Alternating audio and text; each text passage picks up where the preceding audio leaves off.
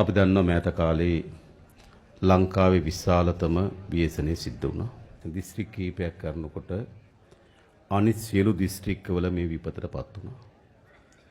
මේ විපත විසින් අපේ වාරි කර්මාන්තයට, කුසි කර්මාන්තයට, සත්ත්ව පාලනයට, කුඩා ව්‍යාපාරවලට, සාමාන්‍ය ජන ජීවිතයට, අධ්‍යාපන සෞඛ්‍ය සේවාවන් සැපයීමට, විදුලිය, පාරවල් මේ ශේෂ්ත්‍ර ගණනාවක විනාශය සිද්ධ වුණා. අපිට පුළුවන් මේ විනාශයෙන් පසුව ආකාර කීපයකට ක්‍රියාත්මක වෙන්න පුළුවන්.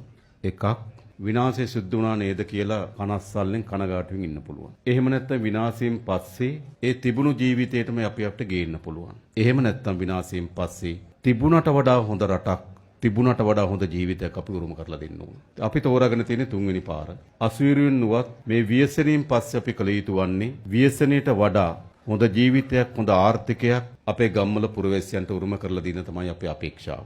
විශේෂයෙන් මෙතන ඉන්න වැඩිහිටි අම්මලා තාත්තලා අපි කවුරුත් දන්නවා මේ ආර්ථිකය කොච්චර වැදගත්ද කියන එක. මීට අවුරුදු 3කට 4කට කලින් අපේ ආර්ථිකය ඇතිවෙච්ච කඩාවැටීම, බිඳවැටීම, අර්බුදයේ හේතු කොටගෙන විශාල ලෙස අපේ රටේ ජනතාව පීඩාවටපත් වුණා. තෙල් නැතිවීම, විදුලිය නැතිවීම, ගෑස් නැතිවීම, අත්‍යවශ්‍ය බේස්, කිරිපිටි ආදී දේවල් අහිමි වීම ආදී විශාල ව්‍යසනයකට මුහුණ දුන්නා. Tamanට මෙච්චර ආර්ථික පීඩනයකටපත් වුණාට පස්සේ ජනතාව ඉවසුවෙත් නැහැ, ඉවසන්න ඕනෙත් නැහැ. මොකද මේ ව්‍යසනයට මේ ගම්වල ජීවත් වෙන අම්මලා තාත්තලාගේ කිසි දායකත්වයක් නැහැ. ඒ ව්‍යසනේ මේ අම්මලා තාත්තලා හදපු එකක් නෙවෙයි. ඒක ස්වභාවික ව්‍යසනයකුත් නෙවෙයි. පාලක කණ්ඩායම් විසින් හදපු ව්‍යසනය. ඒ නිසාම අපේ ජනතාව මොකද කරේ? ලංකා ඉතිහාසයේ පළමු වතාවට ජනතාව පාරට ඇවිල්ලා උද්ඝෝෂණය කරලා ඒ ව්‍යසනයට වග කිය යුතු පාලක කණ්ඩායම් පළව හැරිය. ඒක ඉතා වැදගත් අපේ රටේ දේශපාලන හැරවුම. හැම පාලකයටම පාඩමක් උගන්වලා තියෙනවා. පාලකයා ඉන්නේ ජනතාව වෙනුවෙන්, ජනතාවගේ ජීවිත උසස් කිරීම වෙනුවෙන්,